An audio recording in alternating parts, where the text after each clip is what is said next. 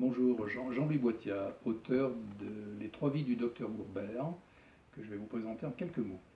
Cette histoire se passe dans le pays d'Ambert, entre les monts du Forez et du Livradois, un pays qui traditionnellement était orienté vers la fabrication du papier à la main, dont il subsiste aujourd'hui un exemple dans le moulin Richard Debat.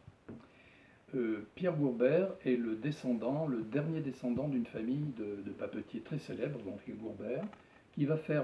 dissension avec la famille, en ce sens qu'il va vouloir devenir médecin au lieu de prendre la succession de son père à la tête des moulins. Il fait ses études à Clermont-Ferrand, il revient au pays natal s'installer comme médecin, en réalité comme officier de santé, et là il va lui arriver des tas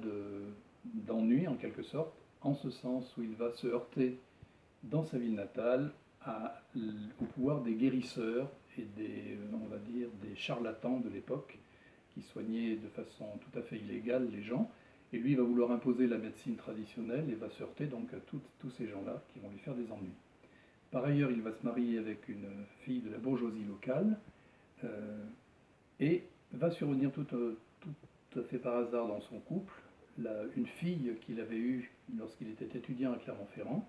une fille donc cachée qui va emmener en quelque sorte la discorde dans son couple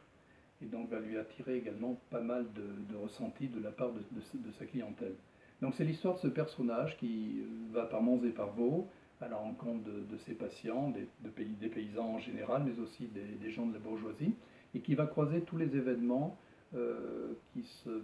passent durant la période qui va de la Révolution, grosso modo, jusqu'à la Révolution 1830 et 1848. Et il va tellement s'extraire de la société qui l'environne,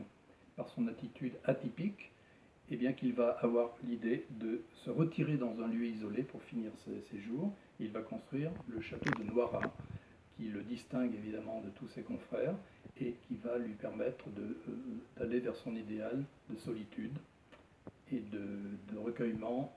en compagnie de sa fille, mais là aussi il surviendra un événement qui l'en empêchera.